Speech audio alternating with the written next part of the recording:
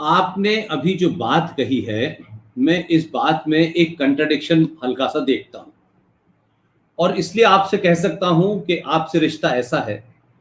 आपने गोपाल पाठक की बात की और किस तरीके से वो लड़ा।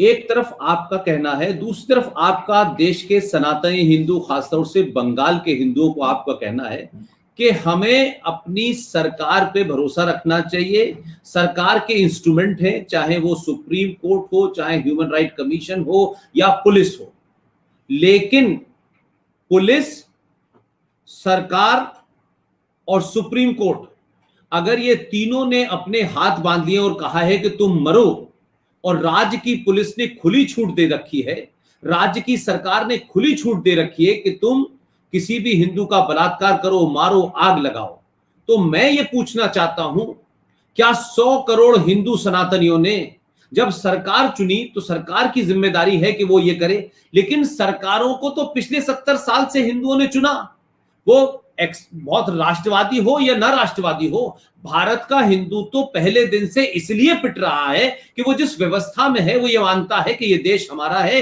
ये पुलिस हमारी है। हमारी का मतलब ऐसा नहीं कि वो हिंदू की है, वो न्याय करेगी, न्यायपाल। तो जब उसको 70 साल से पिट रहा है, वो कश्मीर में पिट रहा है, वो मुरादाबाद में पिट रहा है, वो रामपुर में पिट रहा है, वो संबल में पिट रहा है, वो केरला में पिट रहा है, वो बंगाल में पिट रहा है, तो फिर सरकार पे और पुलिस पे हिंदू क्यों यकीन करे? फिर वो हथियार क्यों ना उठाए? फिर वो गोपाल पांडा क्यों ना बने? अगर सरकार ये अगर मगर करती है और कहती है कि हम प्रजातांत्रिक तरीके से धरना देंगे, प्रदर्शन करेंगे, तो वहां जो जिहादी हैं वो सरकार की और पुलिस की देखरेख में मार रहे हैं। कश्मीर में जिन लोगों ने मारा वो सरकार की देखरेख में मारा। तो फिर ये आपका आर्गुमेंट ललित भाई मैं कैसे मानने को तैयार हूं कि आप कहते हैं कि हिंदू को अपनी सरकार पर भरोसा रखना चाहिए, तो आपको कश्मीर में सरकार पर भरोसा रखना चाहिए, बंगाल में रखना चाहिए, केरला में रखना चाहिए, उत्तर प्रदेश में रखना चाहिए। जब सरकार जो है किसी आतंकवादी, किसी मुसलमान, किसी जिहादी के सामने वो डरना चाहती है, वो नहीं हथियार उठाना चाहती, तो वो खुद नहीं हथियार उठाना चाहती और हिंदुओं को डरा करके कहती है कि तुम्हें मरने के लिए छोड़ दें, तो आप उस हिंदू से क्या बात कहेंगे? आप उससे कहेंगे नहीं गोपाल पांडा मत बनो,